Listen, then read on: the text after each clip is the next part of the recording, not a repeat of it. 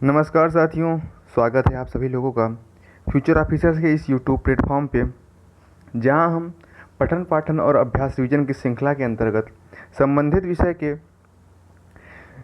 अध्ययन के साथ साथ उसके प्रश्नों का अभ्यास करते हुए आगे बढ़ते हैं। और अब तक इस श्रृंखला में हमने भारतीय संविधान के अंतर्गत प्रस्तावना, संविधान सभा और मूल अधिकार जैसे विषय पर चर्चा कर ली है और उसके प्रश्नों का अभ्यास कर लिया है। और इस कड़ी में आगे हम राज्य के नीति निर्देशक तत्वों की चर्चा कर रहे हैं, और जिसके अंतर्गत हमने डीपीएसपी के परिभाषा, उसकी विशेषता तथा उसके प्रश्न को देख लिया है। और आज हम डीपीएसपी के अंतर्गत जो प्रावधान है, अनुच्छेद 48 से लेके अनुच्छेद 51 तक के सभी प्रावधानों को देखने का प्रयास करेंगे तथा उस पर चर्चा करेंगे। तो सबसे पहले क्लास की शुरुआत शुभ विचार के साथ, तेरे गिरने में तेरी हार नहीं, तो इंसान है अवतार नहीं, गिर उठ चल दौड़ फिर भाग, क्योंकि जीवन संक्षिप्त है इसका कोई सार नहीं। अगर हम कहें तो हम सभी अपने जो जीवन है, जो हमारा नित्य जिसका हम अपने लक्ष्य को आगे ठान कर जिस पथ पर हम चल रहे हैं, उसमें हम निरंतर उतार चढ़ाव, सफलता असफलता का दौर देखते हैं, लेकिन उसमें हम अपने धैर्य को कभी टूटने नहीं देना चाहिए। हम उसे निरंतर बनाए रखना चाहिए और अपने लक्ष्य की ओर आगे बढ़ते रहना चाहिए, क्योंकि हार जीत ये भी एक जीवन का एक पड़ाव है, कुछ अस्थाई नहीं है। समय निरंतर चल रहा है। अगर आपके जीवन में सुख अस्थाई नहीं है तो दुख भी अस्थाई नहीं होगा, एक समय के बाद उसको भी जाना होगा। तो आपको बस निरंतर रहना है। एक सफलता के बाद हमें असफलता देखने को मिल सकती है, असफलता के बाद हमें फिर से सफलता देखने को मिल सकती है। आपको चलना होगा, दौड़ना होगा, भागना होगा और निरंतर आगे बढ़ते रहना होगा। तो इसी जोश और उत्साह के साथ आज की क्लास का हम शुरुआत करेंगे, और इसमें हम डीपीएसपी अर्थात राज्य के नीति निर्देशक तत्वों की चर्चा करने वाले हैं तथा उसमें सभी प्रावधान जो एक क्रम से देखेंगे तथा उसकी चर्चा करेंगे। सबसे पहले अनुच्छेद 38, क्योंकि हमने इसके पहले तक की क्लास में आर्टिकल 36 और आर्टिकल 37 को देख लिया है, तो आज हम अनुच्छेद 38 को देखेंगे और इसके आगे के सभी अनुच्छेद 51 तक के सभी प्रावधानों को देखने का प्रयास करेंगे। इसमें राज्य की जैसे कि नीति निर्देशक तत्वों की परिभाषा हमने देखा था कि राज्य के नीतियों के निर्माण में इन निर्देशक तत्वों का अनुसरण करेगा, उनका पालन करेगा तथा समाज कल्याण के लिए, समाज के विकास के लिए इन प्रावधानों को नीतियों के निर्माण में प्रयोग करेगा। तो अनुच्छेद 38 में दिया गया है कि राज्य सामाजिक, आर्थिक, राजनीतिक न्याय सुनिश्चित करेगा। सामाजिक न्याय अर्थात समाज में समानता लाने का प्रयास करेगा। आर्थिक न्याय अर्थात समाज में अमीर और गरीब के बीच की जो खाई है उसे दूर करने का प्रयास करेगा, आय की समानता स्थापित करने का प्रयास करेगा। राजनीतिक न्याय अर्थात समाज के सभी वर्ग को, सभी पिछड़े वर्ग को, महिलाओं को वोट का अधिकार, मतदान का अधिकार तथा राजनीति में चुनाव लड़ने का अधिकार प्रदान करने का प्रयास करेगा। सभी मतलब ऐसा एक माहौल निर्मित करने का प्रयास करेगा राज्य कि जहाँ पर सभी लोग चुनाव में भागीदारी अपनी सुनिश्चित कर सकें। साथ ही आय, प्रतिष्ठा, सुविधाओं और अवसरों में असमानताओं को कम करने का प्रयास करेगा राज्य। जिन नीतियों का निर्माण राज्य के द्वारा किया जाएगा उनमें इन बातों का ध्यान रखा जाएगा कि राज्य समाज में जो विषमताएं हैं, जो असमानताएं हैं, उनको दूर करे। और इसमें यह प्रावधान है कि यह लोगों के कल्याण को बढ़ावा देने के लिए एक सामाजिक व्यवस्था को सुरक्षित और संरक्षित करने का प्रयास करेगा। इस प्रकार आर्टिकल 38 में राज्य के कर्तव्यों को का निर्धारण किया गया है कि नीति निर्माण में इन बातों को राज्य ध्यान में रखेगा। आगे हम देखें तो आर्टिकल 39 अनुच्छेद 39 में राज्य लोगों के लिए आजीविका के पर्याप्त साधनों का, वस्तुओं के न्यायसंगत वितरण का, धन और उत्पादन के साधनों के संकेंद्रण को रोकने का प्रयास करेगा। इसमें यह प्रावधान है कि राज्य में जो लोग हैं, राज्य के सभी नागरिक हैं, उनके बीच उनके लिए आजीविका के पर्याप्त साधनों की व्यवस्था हो, अर्थात उनकी आय के लिए, उनकी रोज़मर्रा की ज़िंदगी में की जो आवश्यकताएं हैं उनकी पूर्ति के लिए उनकी एक आय सुनिश्चित हो सके, ऐसा राज्य प्रयास करेगा। साथ ही जो संसाधन है, राज्य प्राकृतिक संसाधन हो गए या फिर उन जो उद्योग हो गए, कुटीर उद्योग हो गए, इन सब में सबकी भागीदारी हो जाए। जो उत्पादन के संसाधन हैं उनका किसी एक व्यक्ति के पास संकेंद्रण न हो, इसको रोकने का प्रयास करेगा राज्य। यह पुरुषों और महिलाओं दोनों के लिए समान कार्य के लिए समान वेतन का भी प्रावधान करता है और श्रमिकों और बच्चों के शोषण की रक्षा करता है।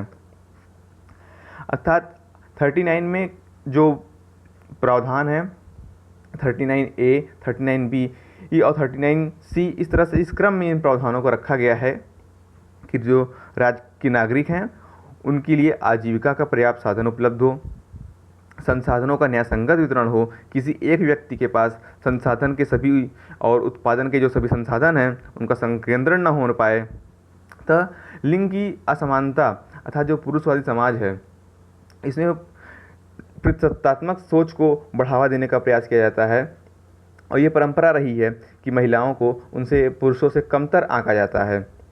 तो राज्य इस असमानता को दूर करने का प्रयास करेगा तथा समान कार्य के लिए समान वेतन, चाहे वो पुरुष हों चाहे महिला हों, अगर वो एक कार्य कर रहे हैं तो उनको जो वेतन पुरुष को दिया जाएगा, जो आय उनके लिए निश्चित की जाएगी, वही आय महिलाओं के लिए भी निश्चित की जाएगी।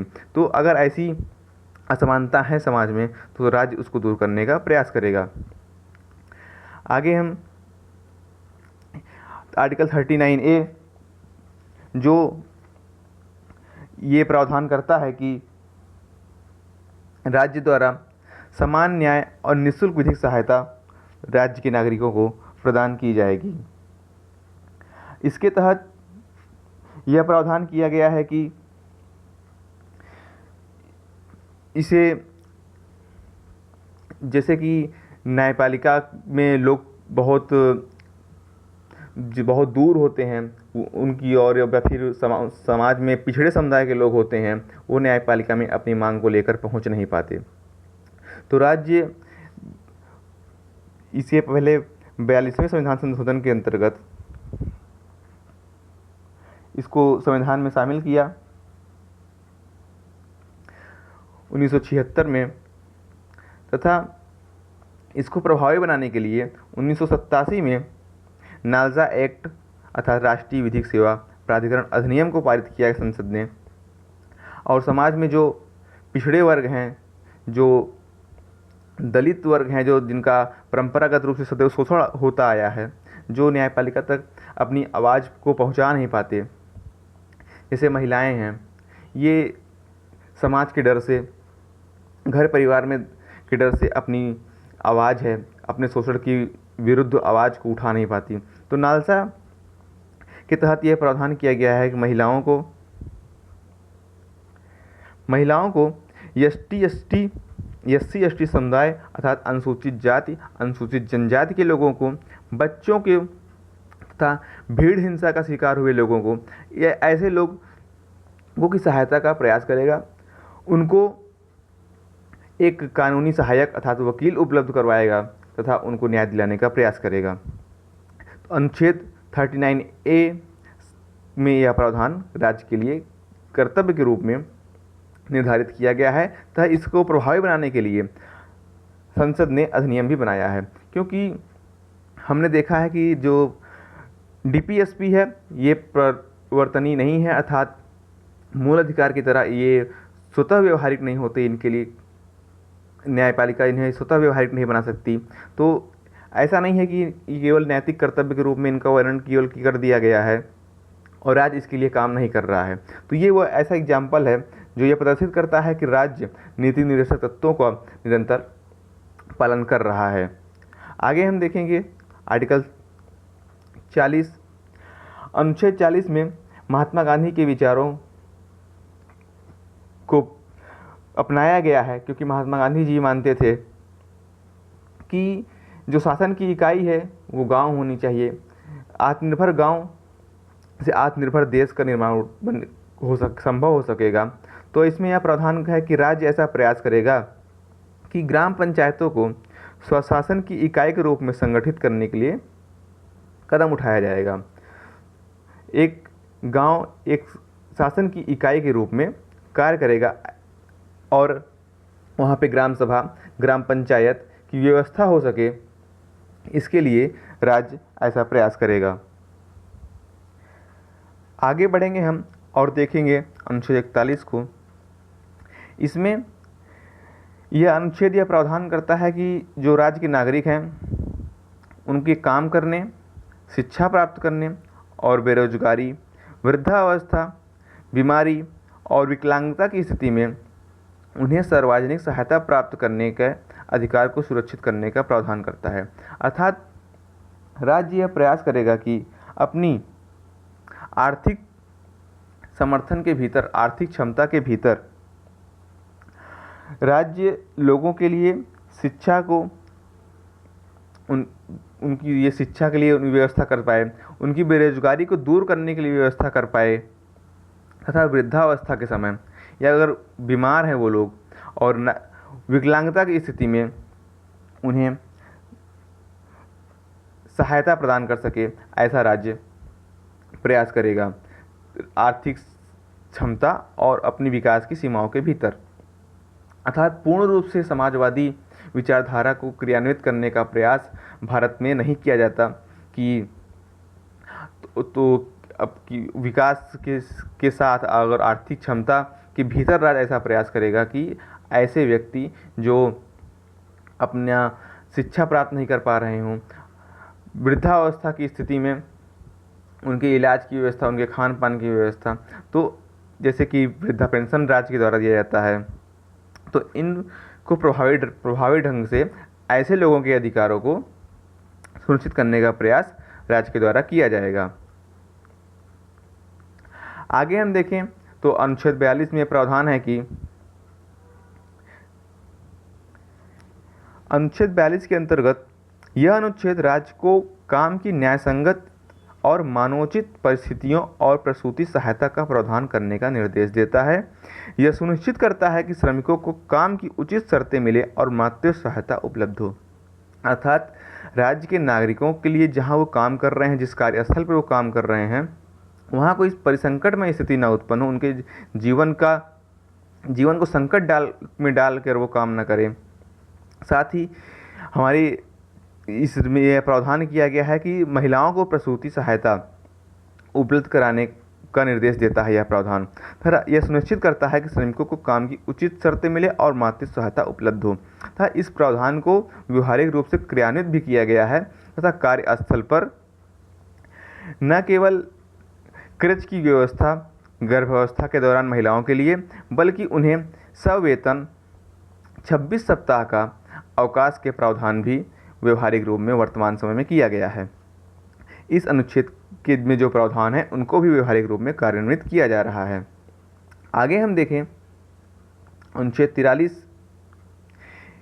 यह अनुच्छेद राज्य को सभी श्रमिकों की जीविका, मजदूरी और सभ्य जीवन स्तर को सुनिश्चित करने का निर्देश देता है। अर्थात मजदूर या श्रमिक जहाँ पे काम कर रहे हों, उनकी जीविका, उनकी जो आय निर्धारित है, मजदूरी निर्धारित है, वो इतनी हो कि वो अपने वर्तमान जीवन शैली में एक सभ्य जीवन स्तर सुनिश्चित कर पाएँ।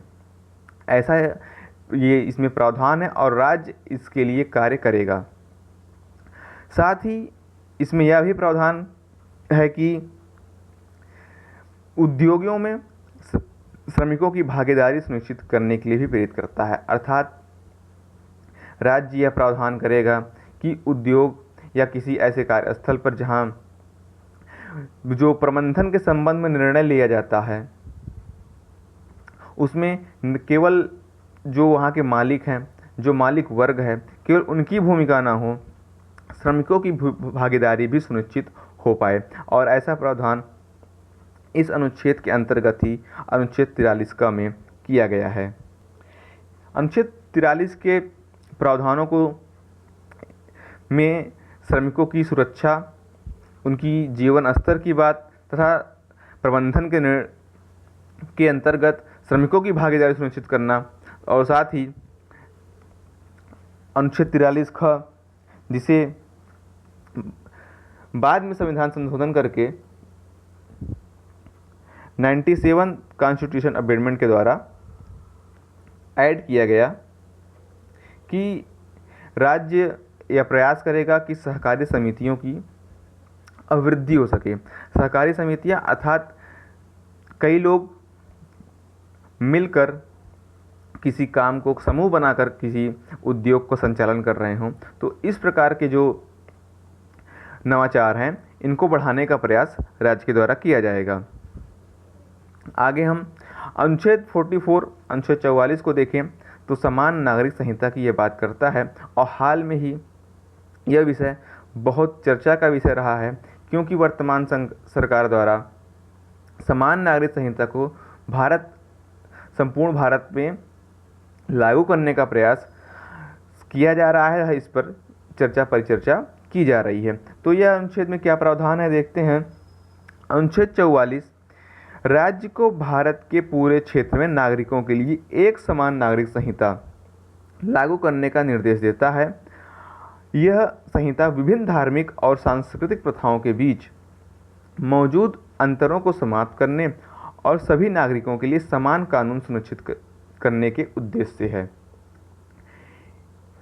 भारतीय संविधान निर्माताओं ने तत्कालीन भारत की जो आज़ादी का समय था उसमें सांप्रदायिक सोच और सांप्रदायिक जो भावनाएं थी उनको ध्यान में रखते हुए इसे बाध्यकारी रूप में नहीं बल्कि राज्य के कर्तव्य के रूप में इसे निर्देशित किया गया कि भविष्य में ऐसा राज्य के द्वारा प्रयास किया जाएगा। यहाँ राज्य का असर राष्ट्र राज्य अर्थात भारत से है, अर्थात संपूर्ण भारत में जब एक एकल नागरिकता का प्रावधान है तो सबके लिए कानून और जो संहिता है वो भी एक रूप में होनी चाहिए। ऐसा बाध्यकारी प्रावधान तो नहीं किया गया लेकिन निर्देश के रूप में किया गया कि भविष्य में ऐसा किया जाएगा, क्योंकि जो धार्मिक विभिन्नता है, सामुदायिक विभिन्नता है भारत में वो उच्च है।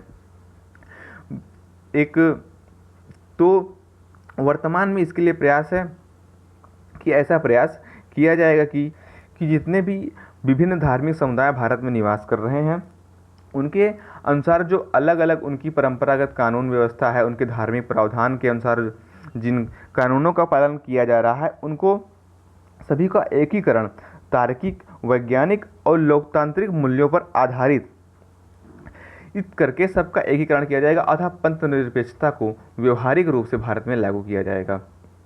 तो अभी ऐसे कई प्रावधान किए भी गए, जैसे तलाक की व्यवस्था को मुस्लिम समुदाय से समाप्त किया गया जो महिलाओं की स्थिति को और मजबूत करता है, तथा हिंदू समुदाय के लिए तलाक की व्यवस्था की गई, क्योंकि वहाँ पे ये था कि 7 जन्मों का साथ है और चलता रहेगा, तो उनकी महिलाओं के शोषण को वृद्धि होती थी, तो ऐसी स्थिति बन जाती थी, तो उसमें भी तलाक का प्रावधान किया गया।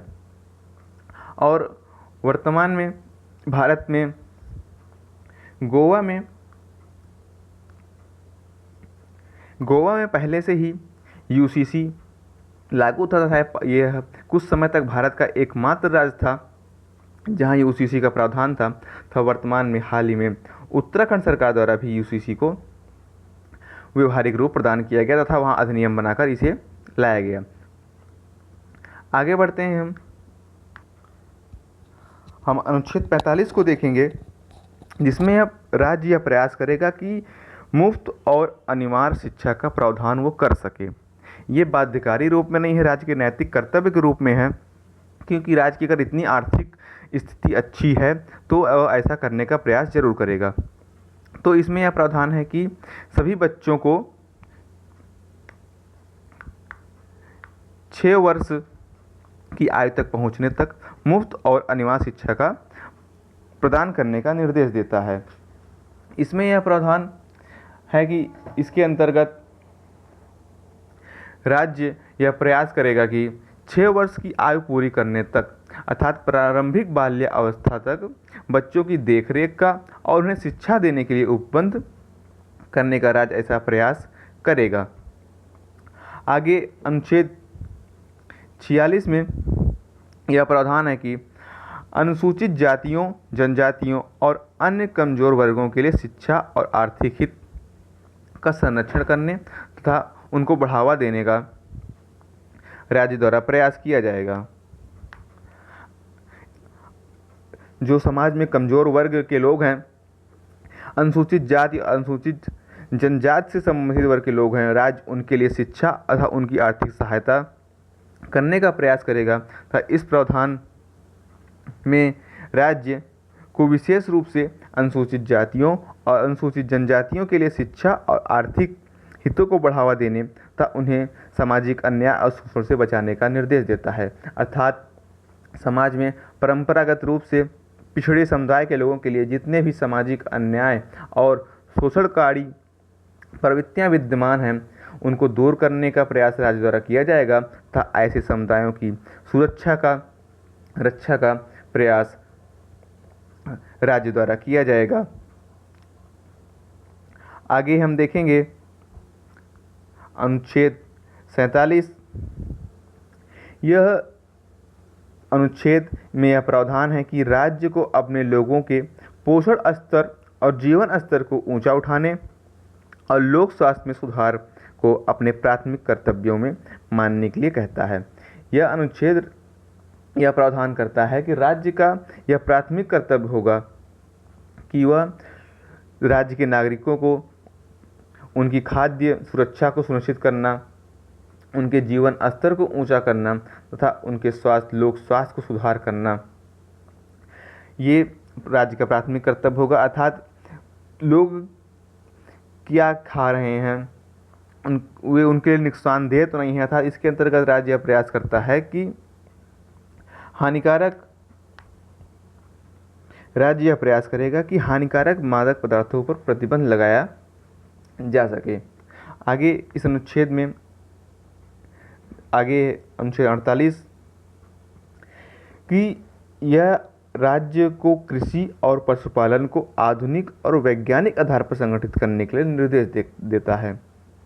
अर्थात भारत में ऐसी कृषि जो और पशुपालन जो प्राथमिक क्षेत्र के कार्य हैं, ये परंपरागत रूप से चले आ रहे हैं तथा इनमें आधुनिकपन और वैज्ञानिक तरीके से इनको संगठित करने का प्रयास राज्य द्वारा किया जाएगा। जिससे ऐसा करने वाले जो समुदाय हैं, जो लोग हैं, उनकी आय में वृद्धि हो सके, साथ ही जो दूध देने वाले पशु, दुधारू पशु हैं, भारवाही पशु हैं, उनका संरक्षण का प्रयास भी हो सके।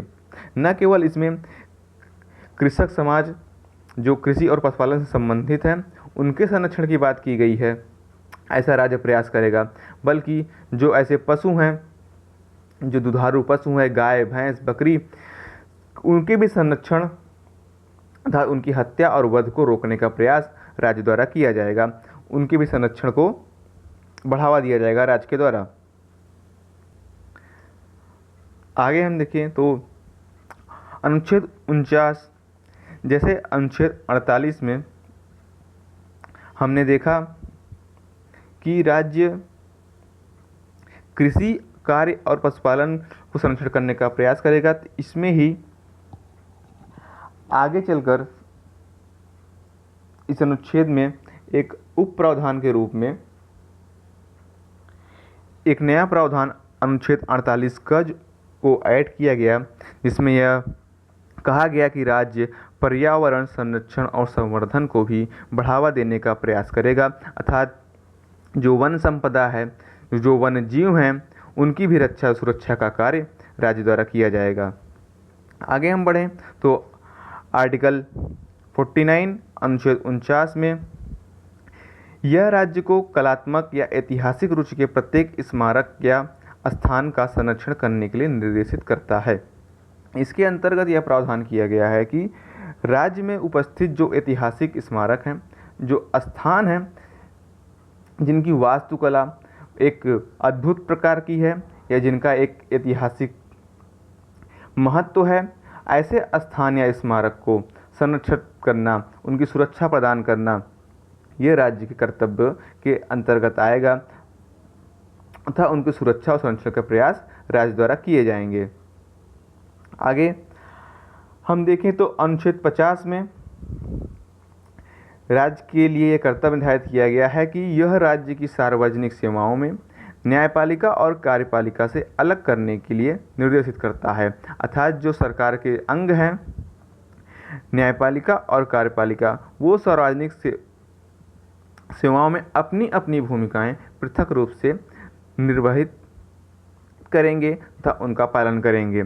ये जो पृथक्करण का सिद्धांत है संविधान में, जिसे अपनाया गया है, शक्ति संतुलन का जो सिद्धांत है, उसके अंतर्गत अनुच्छेद 50 राज्य को यह निर्देश देता है कि उसके द्वारा ऐसा प्रयास किया जाएगा कि कार्यपालिका और न्यायपालिका पृथक रूप में अपने अपने कार्यों का निर्वहन करेंगे। आगे हम देखें तो अनुच्छेद 51 में के प्रावधान को, यह राज्य को अंतर्राष्ट्रीय शांति सुरक्षा को बढ़ावा देने के लिए निर्देशित करता है, राष्ट्रों के बीच न्यायपूर्ण और सम्मानजनक संबंध बनाए रखता है और अंतर्राष्ट्रीय कानून और संधि दायित्वों के लिए सम्मान को बढ़ावा देता है। अनुच्छेद 51 हमारी विदेश नीति का आधार है। विदेश नीति के निर्माण में राज्य के द्वारा किन बातों को ध्यान में रखा जाएगा, उसके लिए डीपीएसपी के अंतर्गत अनुच्छेद 51 में यह प्रावधान किया गया है। अर्थात न केवल हम अपनी संप्रभुता का संरक्षण और सम्मान करेंगे, बल्कि अपने पड़ोसी देशों तथा अन्य अंतर्राष्ट्रीय संबंध बनाते समय अन्य देशों के साथ भी न्यायपूर्ण और सम्मानजनक संबंध बनाएंगे, अर्थात उनकी भी संप्रभुता का सम्मान और सुरक्षा किया जाएगा। तो ये अभी तक हमने डीपीएसपी के सभी प्रावधानों को, जो संविधान के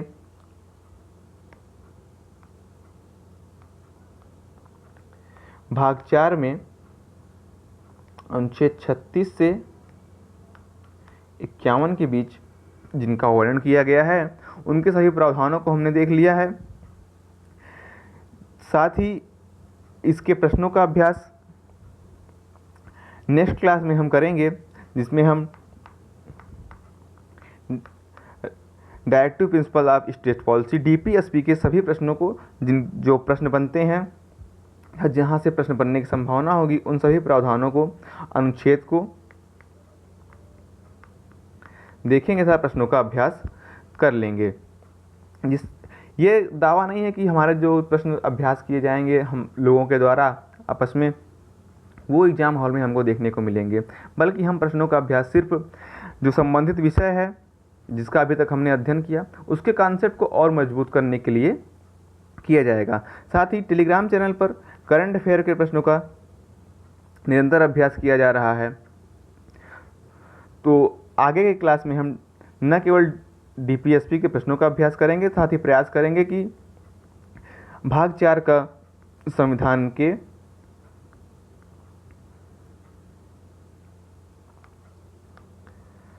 के भाग 4 क में वर्णित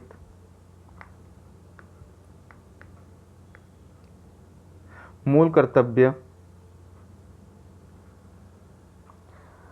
भाग 4 क में वर्णित मूल कर्तव्य, जिसके सभी प्रावधान अनुच्छेद 51 क में फंडामेंटल ड्यूटी को हम देख लेंगे तथा उससे संबंधित प्रश्नों का अभ्यास कर लेंगे। साथ ही एक महत्वपूर्ण मुद्दा फंडामेंटल राइट और डीपीएसपी को लेकर रहता है, उनके इस आपसी विवाद में कि बहुत महत्वपूर्ण कौन है, बहुत अधिक इम्पॉर्टेंट कौन है, फंडामेंटल राइट या फिर डीपीएसपी, उनके बीच जो विवाद है उसको भी देखने का प्रयास करेंगे।